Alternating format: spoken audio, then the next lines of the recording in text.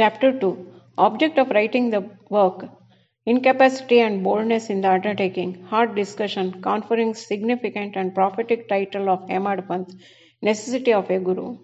In the last chapter, the author mentioned in the original Marathi book that he would state the reason that led him to undertake the work, and about the person qualified to read the same, and such other points. Now, in this chapter, he narrates the same. The object of writing this book. In the first chapter, I described Sai Baba's miracle of checking and destroying the cholera epidemic by grinding wheat and throwing the flour on the outskirts of the village. I heard other miracles of Sai Baba to my great delight, and this delight burst forth into this poetic work. I also thought that the description of these miracles of Sai Baba would be interesting and instructive to his devotees and would remove their sins, and so I began to write the sacred life and teachings of Sai Baba. The life of the saint is neither logical or dialectical. It shows us the true and great path. Incapacity and boldness in undertaking the work. Hemad Panth thought that he was not a fit person to undertake this work. He said, I do not know the life of my intimate friend, nor do I know my own mind. Then how can I write the life of a saint or describe the nature of incarnations, which even the Vedas are unable to do? One must be a saint himself before he could know other saints. Otherwise, how can I describe their glory? To write the life of a saint is most difficult. One may as well be able to measure the depth of the seven seas or enclose the sky with cloth trappings.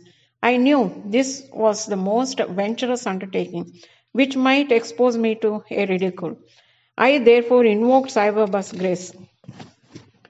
The premier poet, Saint of Maharashtra, Shri Gnaneshwar Maharaj, has stated that the Lord loves those who write the lives of saints, and the saints also have their own peculiar method of assigning the service, which the devotees launch for.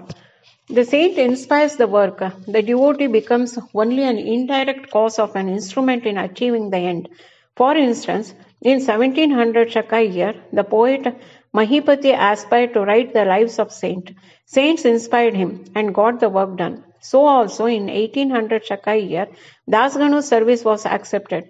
The former wrote 4 works, Bhakta Vijaya, Santa Vijaya, Bhakta Leelamrita and Santa Leelamrita, while the latter wrote 2, Bhakta Leelamrita and Santa Katamrita, in which the lives of modern saints were described. In chapter 31, 32, 33 of Bhakta Leelamrita and in chapter 57 of Santa Katamrita, the life and teachings of Sai Baba are very well depicted. They have been separately published in Sai Leela magazine, numbers 11 and 12, volume 17. The readers are advised to read these chapters. So also Sai Baba's wonderful Leelas are described by Mrs.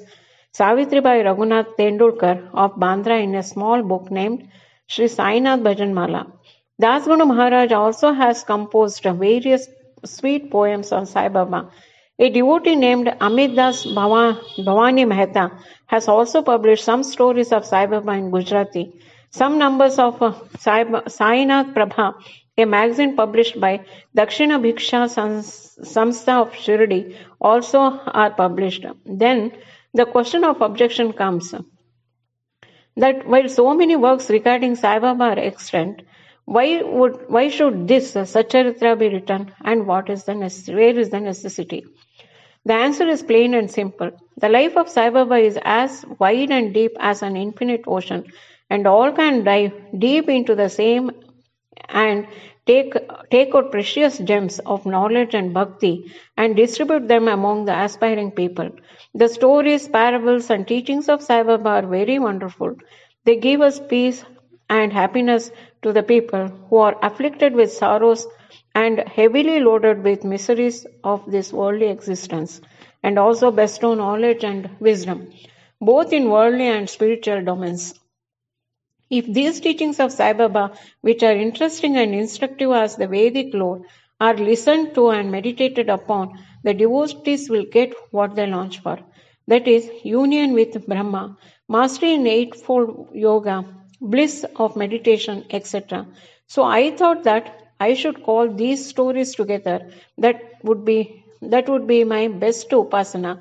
This collection would be most delightful to those simple souls whose eyes were not blessed with Sai Baba's darshan. So I set about collecting Sai Baba's teachings and expressions, the outcome of his boundless self-realization.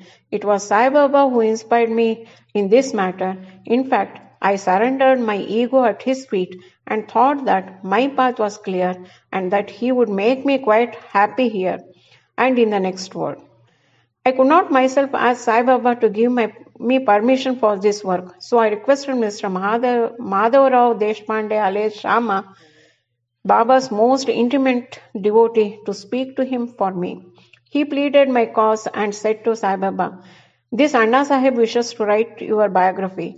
Don't say that you are a poor fakir and there is no necessity to write it, but if you agree and help him, he will write, or rather, your grace will accomplish the work. Without your consent and blessing, nothing can be done successfully." When Sai Baba heard this request, he was moved and blessed me by giving me his Udi, and placing his boon bestowing hand on my head said, "Let him make a collection of stories and experiences. Keep notes and memos. I will help him. He is only an outward instrument. I should write my autobiography myself and satisfy the wishes of my devotees. He should get rid of his ego, surrender it at my feet. He who acts like this in life, him I help the most. What of my life stories? I served him in his house in all possible ways.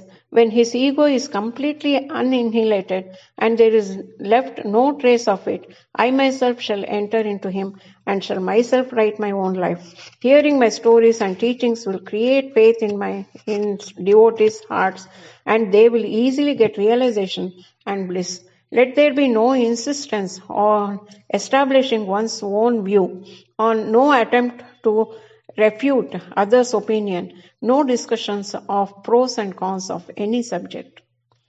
Significant and prophetic title.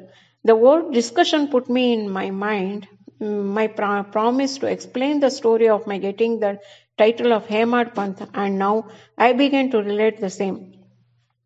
I was on close friendly terms with Kaka Sahib Dikshit and Nana Sahib Chandorkar. They pressed me to go to Shirdi and have Baba's darshan, and I promised them to do so. But something in the meanwhile turned up which prevented me from going to Shirdi. The son of a friend of mine at Lonavala fell ill. My friend tried all possible means, physical and spiritual, but the fever could not abate.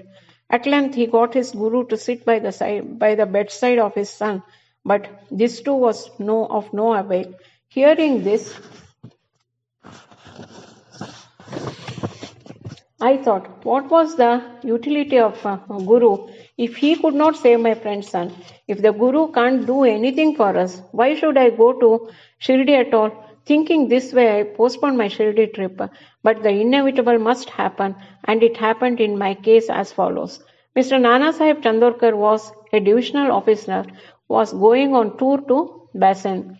From Thana, he came to Dadar and was waiting for a train bound for Bassein. Meanwhile, a Bandra local turned up. He sat in it and bound for Bassein. He sat in it and came to Bandra and sent for me and took me to task for putting off my Shirdi trip. Nana's argument for my Shirdi trip was convincing and delightful, and so I decided to start for Shirdi the same night.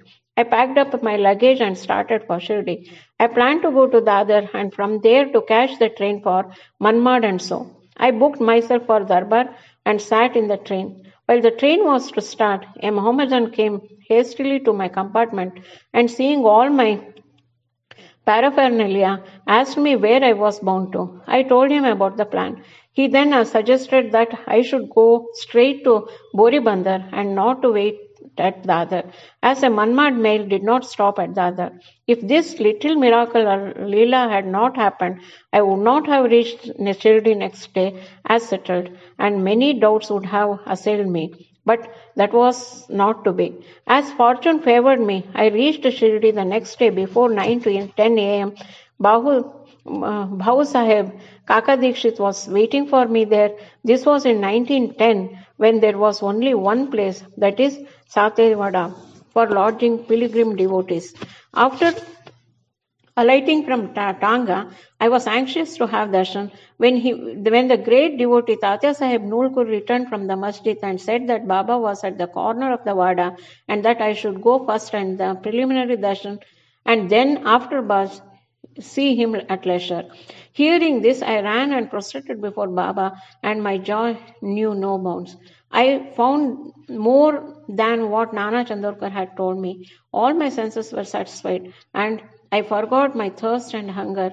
The moment I touched Baba's feet, I knew a new lease of life. I felt myself much obliged to those who spurred and helped me to get darshan, and I considered them as my real relatives, and I cannot repay their debt. I only remember them and prostrate mentally before them. The peculiarity of Sai Baba's darshan, as I found it, is that by his darshan our thoughts are changed, the force of previous actions is abated, and gradually non-attachment or dispassion towards worldly objects grow up. It is by the merit of actions in many past births that such darshan is got, and if only you see Sai Baba, all the world assumes the form of Sai Baba. On the first day of my arrival in Shirdi, there was a discussion between me and Balasaheb Bhate regarding the necessity of a guru. I contended, why should we lose our freedom and submit to others when we have to do our duty? Why a guru is necessary? One must try his best and save himself. What can the guru do to a man who does nothing but sleeps indolently? Thus, I pleaded free will while Mr. Bhate took up the other side, that is destiny, and said, whatever is bound to happen must happen. Even great men have failed. Man proposes one way, but God disposes the other way. Brush aside your cleverness, pride, or egoism won't help you. This discussion, with all its pros and cons, went on for an hour or so. And as usual, no conclusion was arrived at. We had to stop the discussion ultimately, as we were exhausted. The net result of this was that I lost my peace of mind and found that unless there is strong body consciousness and egoism, there would be no discussion. In other words, it is egoism which breeds discussion.